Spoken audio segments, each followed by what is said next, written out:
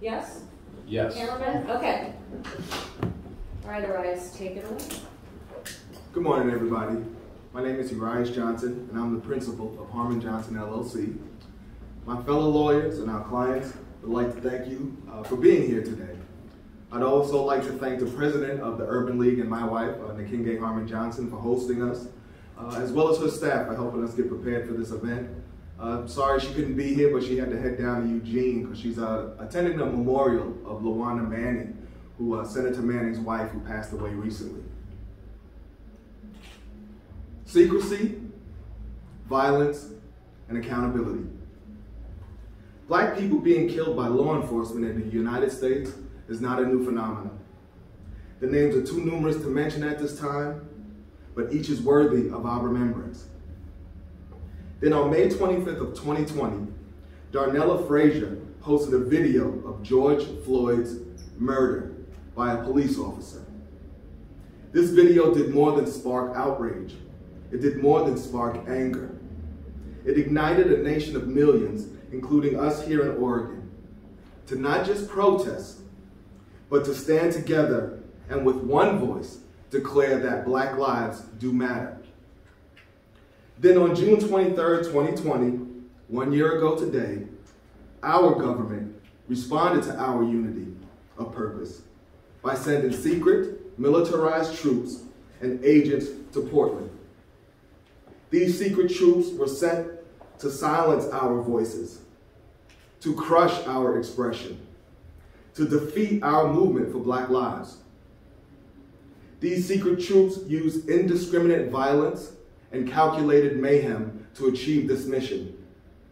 These secret troops spread fear and caused injury to our clients and others. Now today, 1 year later, the individuals you see before you are here seeking accountability for the injuries they suffered at the hands of these violent, secret troops.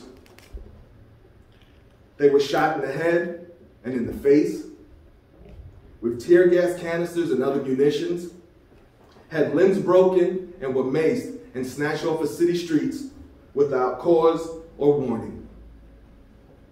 They are parents, small business owners, journalists, and law students. Regular, everyday people who have the courage to stand up, stand together, and let our government know that Black lives do matter.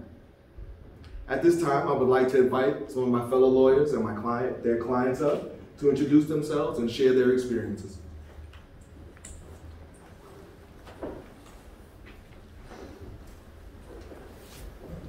Good morning. My name is Kristen Jesse Uyanik. On the evening of July 25th, 2020, I was standing arm in arm with the Wall of Moms, wearing a yellow "Summoned Mama, Black Lives Matter" t-shirt, about 10 feet from the fence in front of the Hatfield Courthouse.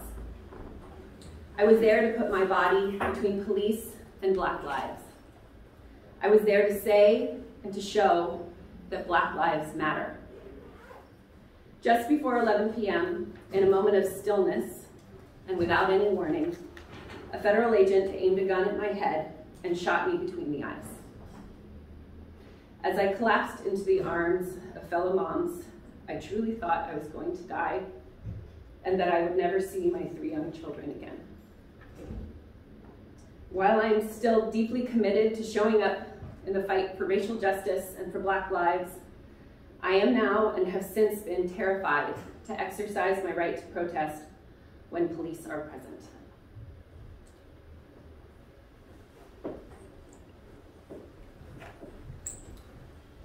Hi, I'm Nat West. I own and operate Reverend Nat's Hard Cider here in beautiful Portland, Oregon, and I'm also a father. After the murder of George Floyd, my 16-year-old daughter, Beck, here she is, in not their greatest condition, began bringing me to protests for racial justice. She was my protest buddy.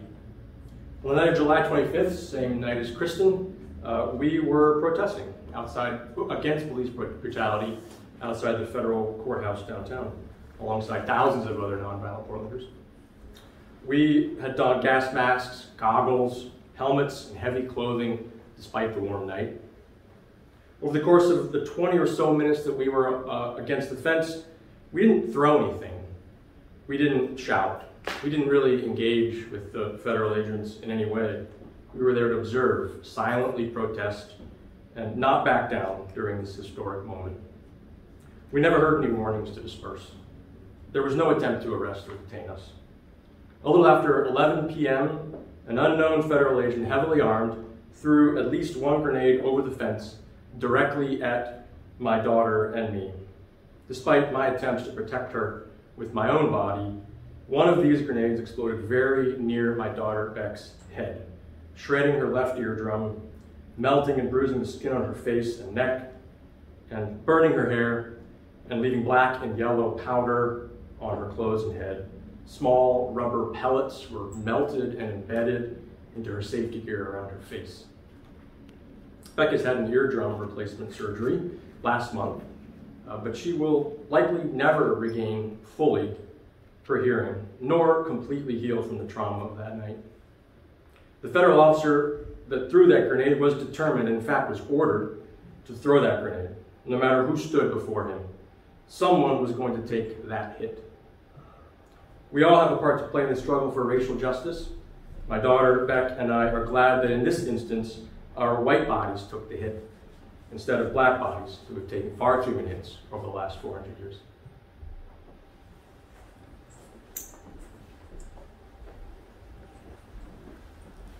Good afternoon. Good morning. I'm David Sugarman. I am honored to serve as lead counsel in the case of Clark versus Wolf, a federal civil rights class action. And at this time, I'd like to introduce Erica Clark, our lead plaintiff. Thank you. Thank you all.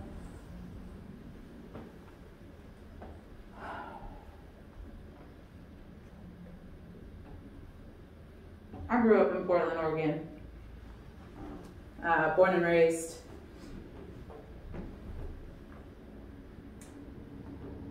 Grown up here, learned a lot of things, seen a lot of things, community, family, love, felt that.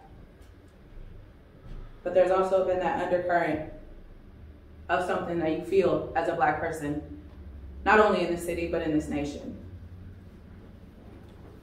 When I saw the murder of George Floyd on TV, the lynching of a Black man in America, that right there told me that people don't care.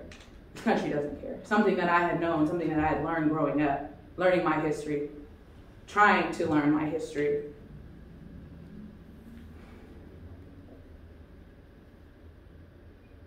When that happened, I grew up afraid every night, concerned for my family and their well-being.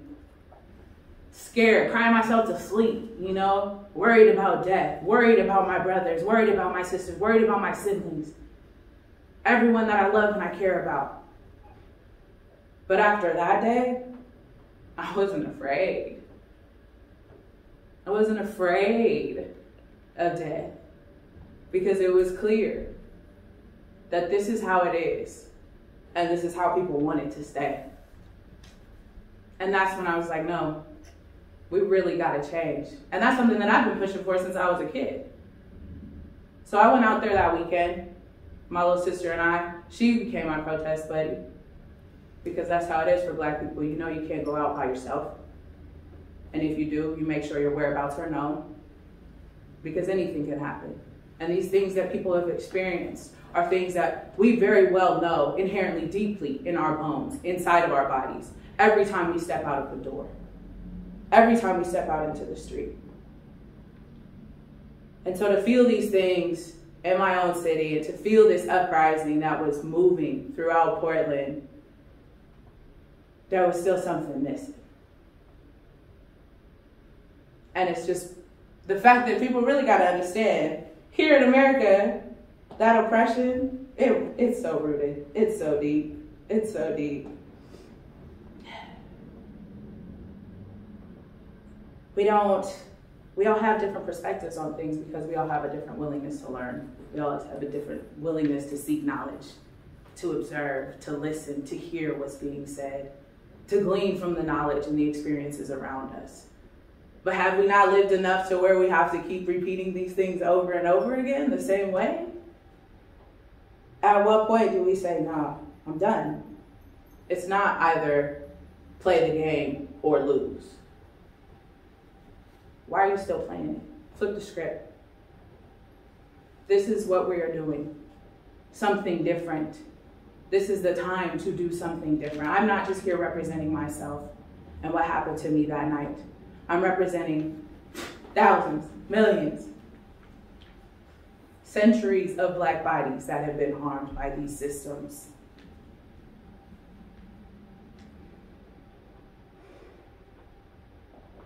Here we are a year later.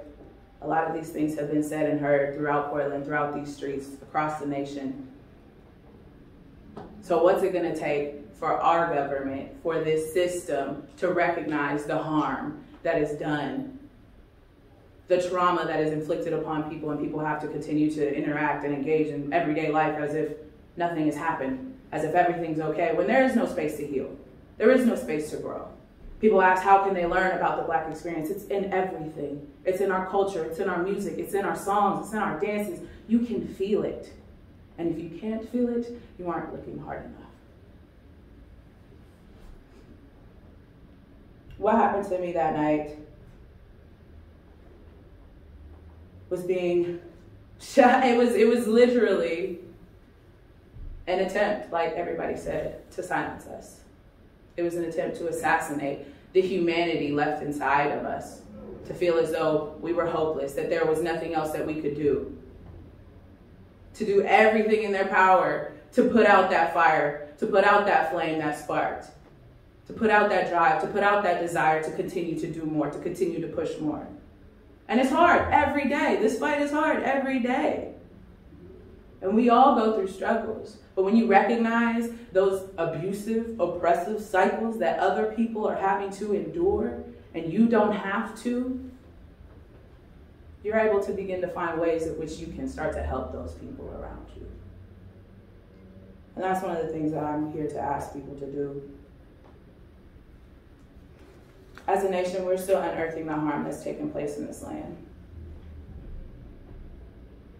People are beginning to find liberation within themselves. People have done that for years and centuries, find liberation within themselves just to be able to be free. That's why we're all still here today.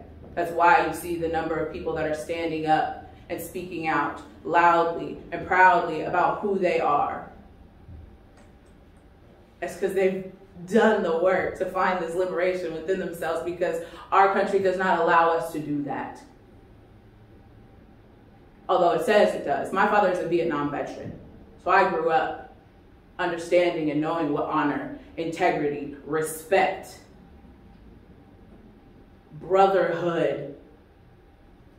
I grew up understanding and knowing what those things meant. Having the back of the person behind you, next to you, beside you, in front of you. I knew what that meant. And I was like, yes, America's great. But like I said on that day, yeah, it became real clear. And that's what I was doing that night. I said, I'm not running. I'm not running. I moved, I listened in the direction of which they had asked us to go. Forced us to go, I should say. But when it wasn't fast enough, or it wasn't on their terms, and on the means that they wanted it to be, that's when I was attacked. Was assaulted by not one officer, not two, but three. As I'm still moving and complying with their commands. All I could think was, dear God, let me get to these steps. I knew where I was right by the Apple store. I said, dear God, let me get to these steps real quick. I got to the steps. That's when the third officer ran up and snatched my mask and my goggles off and sprayed me directly in my face and my mouth. Had it not been for the indigenous person that came running up and was recording the situation, I don't know what would have happened, because they too assaulted her. That night, you can see that picture there. On our way back to the car, being hassled and harassed by the officers, said, have a good night, see you tomorrow. What does that tell you? They came here to do a job. And they knew that. And they're going to continue to do that until we tell them that it is wrong. Thank you. Do folks have questions for anybody? Or spell her name and her spelling. Right there. Yes, there's Clark. Any questions? Exactly what does this lawsuit attempt to do in your own words? Bring accountability. Individuals were injured, lost limbs, scars, lost their liberty. Mr. Hacker was snatched off the street without probable cause, without warning. Nobody else is doing anything. Just as a protest is made up of the individuals who are protesting, accountability is made up of those individuals willing to stand up. So yes, we are seeking accountability. Safe to assume that's a long-term goal, so I'm curious, what more short-term goal other than punitive and compensatory damages are? This messaging, letting people know that you need to stand up. This is part of our process. Just as protesting is, pursuing accountability for injury is also part of our process. So it is letting people know there are people willing to stand up, there's lawyers willing to take these cases, and you don't have to tolerate abuses from our government without recourse. That's an everyday goal. What's the hardest part about keeping the message out there? People not caring. So you have to continually bring the message until it becomes a part of mainstream society so we can learn to accept Black lives matter, trans lives matter, everybody's lives matter.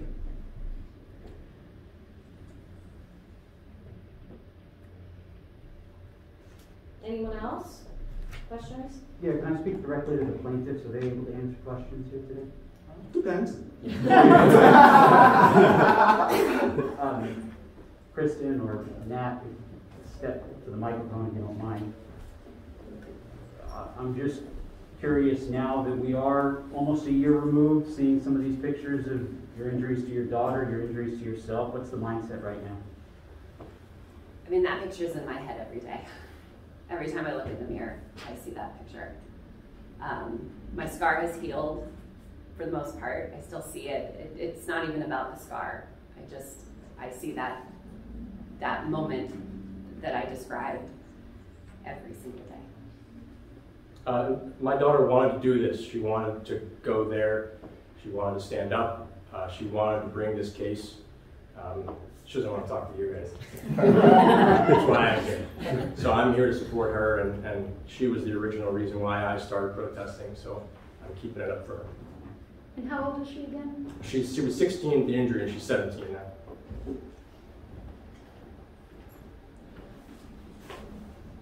A couple more if you don't mind, sorry. See if anyone else. You know, in the moment, looking back on it now, is there any regret of not getting out of there? No, absolutely not. If I hadn't been there, someone else would have been shot. Yeah, and I think as I said in my statement, there was no warning. They didn't say, leave now, we're going to throw grenades directly at your head. They just started throwing grenades. So even if we had been inclined to leave when they told us to leave, there was an opportunity to do that. This was very much just a surprise attack. I know you mentioned it in some of your statements, but if you can clarify, any regret about going there in the first place? No. Her injury was actually an incentive for me to continue protesting. I probably protested for 5 or so nights before her injury and probably 40 or 50 nights afterwards. My only regret is not going back. I made a promise to my kids that I wouldn't go out back at night once I was healed. And I've been to several other daytime protests. Anytime I can confirm that there will not be police present, I go to protests and events. It took a while for me to convince my kids or my husband to join me again. It's the only regret I have. I guess to say that this is a marathon is an understatement, but at what point do you feel like you would be able to be more at ease, or that things were going the direction you want them to go? For both of you. When cops stopped killing black people? Mm-hmm. It's really the only thing. It's hard work, you know. At 9 o'clock every night when I was getting in the car to go to a protest, that's not fun. It's not like something I'm looking forward to doing. But it was, you know, clocking in just like anything else to get the work done that needed to be done. Kristen, in July, an organizer for the Wall of Moms said that actions displayed by the federal government against protesters was, quote, intolerable. Could you describe firsthand what happened that you have seen firsthand, the actions taken by federal agents? I mean, I didn't see, I was down there 3 nights that week. I would say that my experience the previous 2 nights, while very difficult, I mean, not fun to stand face to face with federal agents, I was lucky that my experience had been, I didn't stay very late, I should say that. Both nights that I was down there, I stayed until just after midnight, and I saw, you know, a lot of tear gassing and a lot of just the stance of the federal agents and the way that they presented themselves. On Saturday night, the 25th, I was shot before any dispersal orders had been made, any tear gas had been fired, really before anything had happened. So I did not witness very much after going down. Well, I guess I could say I was transferred from one medic vehicle to a second medic vehicle through a sea of tear gas. But I didn't see it because my face was covered in bandages. As a member of the Wall of Moms on the front line facing federal agents, what motivation originally sparked for you to bring you down there on the front line in that type of situation? I was inspired by Black women, Black moms, and activists who asked us to put our bodies in front of theirs and in front of, between police and Black bodies. That's what inspired me to go down there. That's what I was doing. I would do it again. And we have another Wall of Moms participant in the room here too, Eleanor Bonnie. And she can describe a little bit about what she experienced. So much like the rest, I was there because I naively hoped that putting my body between my Black neighbors and federal agents might ensure everyone was a touch safer. Instead, the night that I was shot, like everyone else, I was listening for dispersal orders. I never heard them. I was clearly marked as a mom wearing that kind of now famous yellow shirt. I was linked arm in arm with the mothers on either side of me. In fact, again, somewhat naively, holding sunflowers. When I was gassed, along with the entire crowd, we were sprayed with a barrage of pepper bullets to such a degree that most of the people in the streets ran off. I stayed, and I think it goes to your question of, do I have any regrets? Do I wish I had done something differently? I remember still in that moment standing there thinking, I've done nothing wrong. And this is my constitutional right to stand in the street in my city and ask that law enforcement officers honor their sworn oath to protect the people they serve. And knowing that I've done nothing wrong, I won't be run off by people who are assaulting me for doing the right thing. And I chose to stay there. I was still linked arm in arm with the women around me. When federal officers picked us off one by one as if we were in a firing squad, they shot each woman down the row. I was in a cast. I had broken my ankle the week before, and so my foot and leg were in a cast at the time when they shot my good leg out from under me, breaking my toe and my foot. The woman beside me was also shot in the foot. The woman on my left side was shot in the head. And right up until that moment, the one thing I remember thinking is, I can't leave, despite how frightened I just suddenly was. Because if they're willing to shoot me, a white woman, a woman much like their wives, their daughters, their own mothers, what will they do to the black people behind me if I run off in fear? That's why I stayed, and I don't regret it for a minute. And there's a great picture over here of my mother with me. Again, you were asking kind of what changed in the aftermath. I continued to protest that summer from a wheelchair.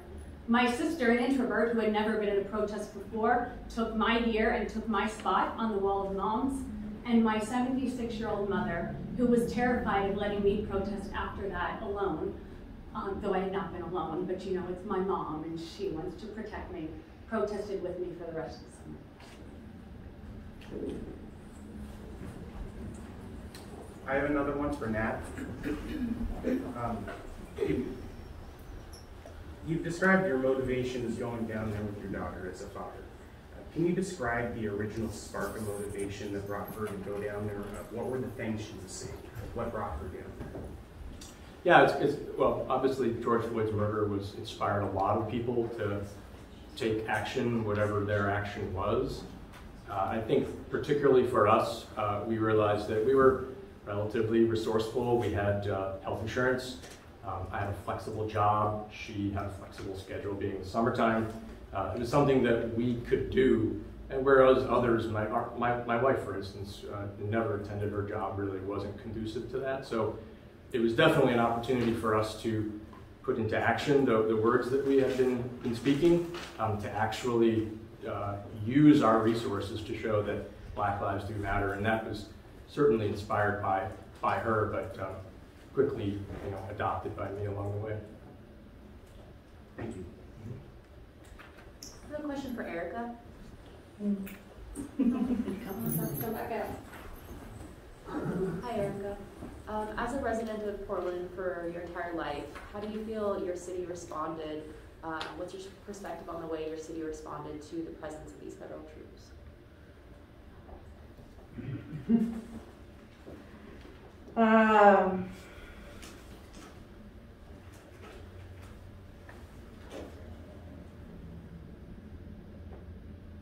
Are we talking about people, or are you talking about like the city of Portland? City of Portland, the government itself. Yeah. Not well. Not well. To allow them to come here and enforce, literally, enforce this oppression upon us, like I said earlier, to continue to silence us once again. So, with that being said, I understand you got politics, you want to make people happy, you want to keep things copacetic with everybody. But when everybody's not okay, that's when something needs to be done. And everybody was not okay prior to that, and when they allowed these federal agents to come in, that's when shit really hit the fan. And something should have been done right then and there. Something should have been stated firmly, saying that this is something that we will not tolerate. Because we see how our city has responded, how our communities have responded.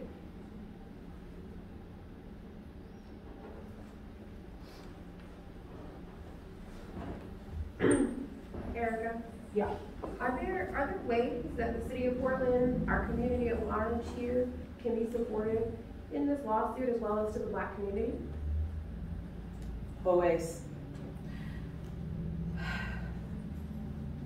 Actually, I have something that I wrote down that kind of spoke to that. You have people that get ready every day, ready to engage in this or that. But what's keeping y'all from doing both? Recognizing where you can plug in, getting plugged in, learning about your neighbors, saying hi to your neighbors, getting to know the people around you, building those connections, having conversations with one another to really understand what it is that you can do for someone, to really understand how you can uplift and support the people around you. That's transformative work. and it's not easy. But when we begin to create spaces for healing, for work, and I don't want to say progressive work, because that's been overused. A lot of people are so product oriented, and that's the way this nation operates. That's the way a lot of our systems